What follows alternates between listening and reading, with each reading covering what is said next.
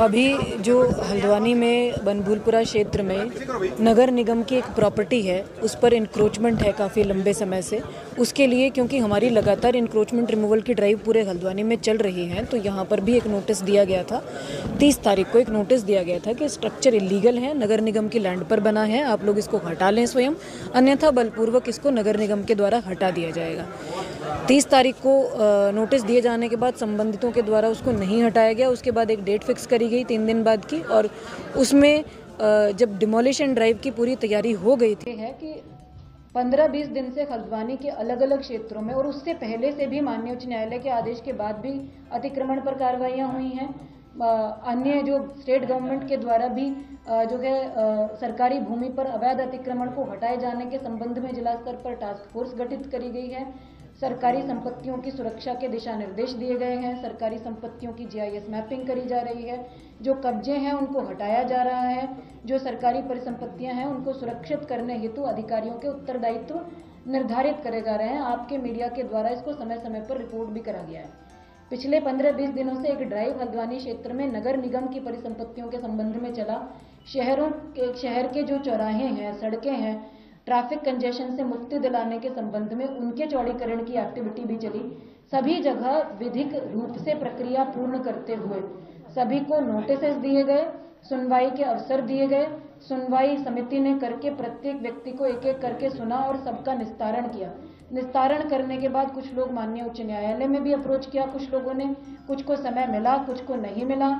जहां पर समय नहीं मिला वहां डिमोलिशन ड्राइव भी नगर निगम, PWD और अन्य विभागों के माध्यम से अपनी अपनी परिसंपत्तियों पर टेकअप करी गई।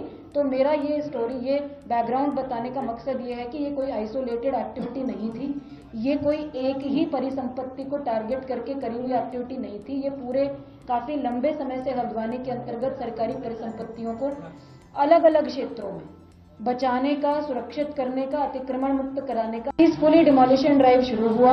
प्रिवेंशन के लिए फोर्स लगाई गई, अतिक्रमण की कार्रवाई के लिए जितनी फोर्स रिक्वायर्ड होती है वो लगाई गई, लेकिन कुछ अराजक तत्वों के द्वारा अनप्रोवोक्ड, अनहार्म्ड, अनटच्ड तरीके से पूरी कार्रवाई होने के बाद भी बड़ी मात्रा में विदिन हाफ एन आवर इकट्ठा होकर जो है हमारी जो टीमें हैं नगर निगम की, उन पर पहला अटैक किया गया पत्थरों के माध्यम से। पत्थर बरसाने शुरू करे गए चारों तरफ, जो छतें हैं उनके माध्यम से। मैंने आपको 30 तारीख की फुटेज दिखाई, किसी छत पर कोई पत्थर नहीं था। तो जिस दौरान ये सारी विधिक प्रक्रिया चल रही थी, जब हम सुनवाई कर रहे थे, माननीय उच्च न्यायालय सुनवाई कर रहा था, तो छतों पर पत्थर उस दौरान इकट्ठे करे गए। इसका मतलब इट वाज प्लान्ड कि जिस दिन भी डिमोलिशन ड्राइव होगी हम उस दिन इस तरह से फोर्सेस को अटैक करेंगे, इस तरह से डिमोरलाइज करने की कोशिश करेंगे स्टेट मशीनरी को। तो पत्थरों का अटैक हुआ जब हमारी टीम पीछे नहीं हटी, हमने डिमोलिशन ड्राइव को जारी रखा, हमारे ऑफिसर्स ने। उसके बाद जब पहली मॉब जो आई पत्थरों के साथ, उनको डिस्बर्स कर दिया गया, तो दूसरी मॉब आई जिनके हाथों में पेट्रोल बम थे, जो फ्यूल होता है उसकी प्लास्टिक की बॉटल्स थी, उसमें उन्होंने आग लगा कर फेंकी। आप लोगों ने वीडियो फुटेज में भी देखा, आप लोग अभी तक सब कवर भी कर चुके हैं। ये फेंका गया, ये भी अनप्रोवोक्ड था, बिल्कुल प्रोवोक नहीं किया गया था। तब तक हमारी टीम ने किसी भी प्रकार का फोर्स इस्तेमाल करना शुरू भी नहीं किया था। They were busy in demolishing the structure. जो छतें हैं उनके माध्यम से, मैंने आपको 30 तारीख की फुटेज दिखाई, किसी छत पर कोई पत्थर नहीं था। तो जिस दौरान ये सारी विधिक प्रक्रिया चल रही थी, जब हम सुनवाई कर रहे थे, माननीय उच्च न्यायालय सुनवाई कर रहा था, तो छतों पर पत्थर उस दौरान इकट्ठे करे गए। इसका मतलब इट वाज प्लान्ड कि जिस दिन भी डिमोलिशन ड्राइव होगी हम उस दिन इस तरह से फोर्सेस को अटैक करेंगे, इस तरह से डिमोरलाइज करने की कोशिश करेंगे स्टेट मशीनरी को। तो पत्थरों का अटैक हुआ जब हमारी टीम पीछे नहीं हटी, हमने डिमोलिशन ड्राइव को जारी रखा, हमारे ऑफिसर्स ने। उसके बाद जब पहली मॉब जो आई पत्थरों के साथ, उनको डिस्बर्स कर दिया गया, तो दूसरी मॉब आई जिनके हाथों में पेट्रोल बम थे, जो फ्यूल होता है उसकी प्लास्टिक की बॉटल्स थी, उसमें उन्होंने आग लगा कर फेंकी। आप लोगों ने वीडियो फुटेज में भी देखा, आप लोग अभी तक सब कवर भी कर चुके हैं। ये फेंका गया मशीनरी। तो उसके बाद जब पेट्रोल बम आगजनी की घटनाएं शुरू हुई और उसके बाद भी टीमें पीछे नहीं हटी, तो थर्ड स्टेप में उस मॉब जो था, अराजक तत्व उनके द्वारा थाने का घेराव किया गया। थाने में हमारे मजिस्ट्रेट थे, हमारे पुलिसकर्मी थे, हमारे ऑफिसर्स थे, हमारी कुछ मशीनरी थी, टीमें थी, असला था, बहुत सारी चीजें थी। तो थाने को घेरा गया। थाने के अंदर जो लोग बैठे हुए थे उनको बाहर नहीं निकलने दिया गया। उन पर पहले पथराव किया गया, फिर पेट्रोल बम फेंके गए। थाने के बाहर खड़े वाहनों में आग लगा दी गई। उसका जो धुआं था आगजनी का, वो धुआं सारा थाने में भर गया और अंदर जो ऑफिसर्स थे उनको सफोकेशन होने लगा। तो पहले अनाउंस करा गया, आंसू गैस के गोले छोड़े गए, अनाउंस करा गया लाउड स्पीकर पर कि आप लोग डिस्पर्स हो जाएं, अन्यथा हमको बल प्रयोग करना पड़ेगा। उसके बाद पानी की बौछार भी अग्निशमन के माध्यम से करी गई ताकि उस आग को बुझाया जा सके और जो लोग अंदर फंसे हुए हैं उनको सफोकेशन से बचाया जा सके, ये भी किया गया। उसके बाद भी जब वो मॉब डिस्पर्स नहीं हुआ तो कुछ जगह से ये सूचना आई कि जो रिवॉल्वर होते हैं या वैध या अवैध है वो सब जांच का विषय है। जो भी असलहे हैं, जो भी आर्म्स हैं, उनके माध्यम से कुछ फायरिंग स्टार्ट करी गई थाने पर डायरेक्टली, थाने में अंदर जो टीमें थी उन पर डायरेक्टली। उसके बाद जो है फोर्स इस्तेमाल करने के आदेश दिए गए, कर्फ्यू इम्पोज करा गया, फायर ओपन करने के आदेश दिए गए। कमर के नीचे फायर ओपन करने का हमारे स्थानीय मजिस्ट्रेट ने वहाँ ऑर्डर किया। इस स्थिति को देखते हुए, हमारी टीमों की सुरक्षा को देखते हुए, उसमें फोर्स हमारा जो मैक्सिमम यूज हुआ वो थाने के प्रोटेक्शन में यूज हुआ। बाकी जगह पर ज्यादा फोर्स यूज करे बिना सिर्फ अपने आप को असर्ट करते हुए, अपने आप को प्रोटेक्ट करते हुए। और ये बैकग्राउंड बताने का मकसद ये है कि ये कोई आइसोलेटेड एक्टिविटी नहीं थी, ये कोई एक ही परिसंपत्ति को टारगेट करके करी हुई एक्टिविटी नहीं थी। ये पूरे काफी लंबे समय से हल्द्वानी के अंतर्गत सरकारी परिसंपत्तियों को अलग अलग क्षेत्रों में बचाने का, सुरक्षित करने का, अतिक्रमण मुक्त कराने का अभियान चल रहा है। उसी के क्रम में इस प्रॉपर्टी पर, जो कि खाली प्रॉपर्टी है, जिसमें 2 स्ट्रक्चर्स हैं जो कहीं पर भी ना तो किसी धार्मिक संरचना के रूप में रजिस्टर्ड हैं, ना ही किसी प्रकार से मान्यता प्राप्त है। उन स्ट्रक्चर्स को कुछ लोग मदरसा कहते हैं, कुछ लोग उसको नमाज स्थल कहते हैं, लेकिन उसका विधिक रूप से दस्तावेजों के अंतर्गत कोई अस्तित्व वर्तमान में नहीं। तो हमको कृष्णा हॉस्पिटल से 2 बॉडीज की सूचना मिली थी और एसटीएच से 2 बॉडीज की सूचना मिली थी। उसके आधार पर प्रारंभिक सूचना 4 की दी गई थी, जिसके साथ ये कहा गया था कि इसको वेरीफाई करा रहे हैं। जब बाद में उसको वेरीफाई कराया गया तो ये निकल कर आया कि कृष्णा हॉस्पिटल ने उनको एंटरटेन नहीं करके, क्योंकि ब्रॉड डेड थे, एसटीएच में भेज दिया था। तो वही 2 बॉडीज जो है वो कृष्णा में भी काउंट हुई और एसटीएच में भी। उसके कारण ये 4 का कंफ्यूजन क्रिएट हुआ। अभी तक जो ऑफिशियल इंफॉर्मेशन है वो 2 फोर्स हमारा जो मैक्सिमम यूज हुआ वो थाने के प्रोटेक्शन में यूज हुआ। बाकी जगह पर ज्यादा फोर्स यूज करे बिना सिर्फ अपने आप को असर्ट करते हुए, अपने आप को प्रोटेक्ट करते हुए ही एरिया को बचाया गया। जैसे ही थाने से इन लोगों को डिस्पर्स किया गया जो अराजक तत्व थे और वहां उपद्रव मचा रहे थे और लोगों की जान लेने की कोशिश कर रहे थे, थाने से डिस्पर्स करने के तुरंत बाद एक क्षेत्र पड़ता है गांधीनगर, आप सब लोग जानते हैं। इस मॉब के द्वारा उस क्षेत्र को घेर लिया गया। गांधीनगर के क्षेत्र में मिश्रित आबादी है, वहाँ सभी धर्मों के, सभी कम्युनिटीज के लोग रहते हैं, कोई एक विशेष समुदाय वहाँ निवास नहीं करता है।